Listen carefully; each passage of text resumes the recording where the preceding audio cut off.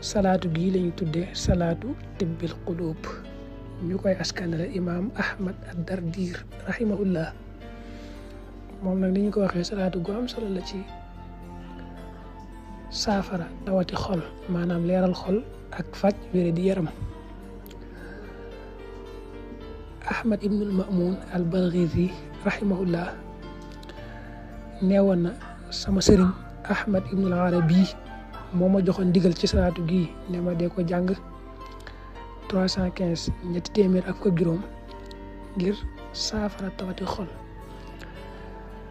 ma laaj ko ne ko ndax dangaa jublu tawati xol ci zahir, maanaam jàngoro ju nekk ci sa xol, wala xol boo xam ne daa tilim nga bëgg mu leer ba ma nekk boroomam. mu ne ma innaha tubarri'u min al jami' lépp lay saafara.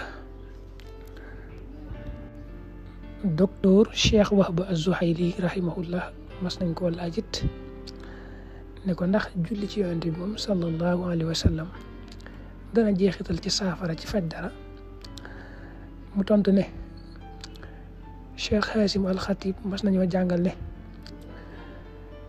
koo xam ne dara da koy metti mu jël ab loxoom teg ko ci ab lexam daal di jàng salaatu gii di salaatu tibbil qulub fukki yoon tifli ko fa muy mettee, loolu dana saafarawu.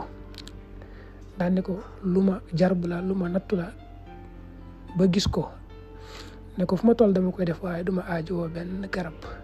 ne ko wa hada mujarrab wa ana af'alu dhalika wala ahtaju ila dawa.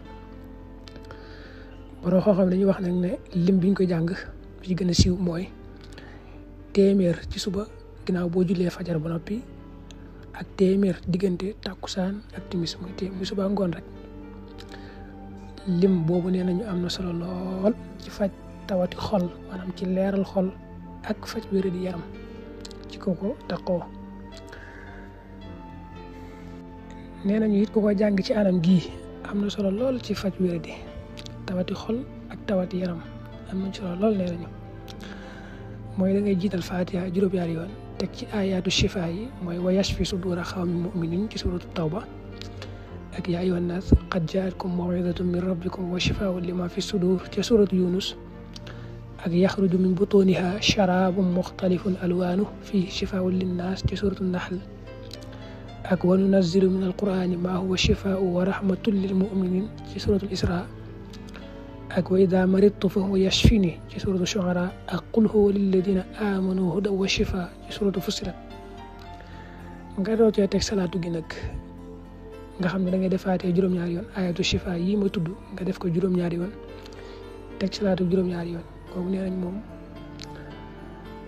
boo ko jàngee ci tawat moom mu daal di saafara bi idnillah. salaatu gi nag moo nekk nii: allahumma salli ala sayyidina muhammadin tibbil qulubi wa dawaiha wa aafiyatil abdaani wa shifaiha wa nuuril absaari wa diyaiha wa ruuxil arwaaxi wa sirri baqaiha wa ala alihi wa sahbihi fi kulli lamhatin wa nafasin adada ma wasi'ahu ilmullah. tuy ma tudd ci biir te ñu wax ci nag kenn ku ci nekk ku baax la, dañuy bañ a guddal di wax jaar-jaaram ak i ngëneelam, waaye ku ci doon rek ku baax la. rawatina Ahmad ad-Dardir mi nga xam ne moom lañ koy askanale, maanaam moo njëkk a wax salaatu gi. bul fàttee abonné bul fàttee abonné bul fàttee abonné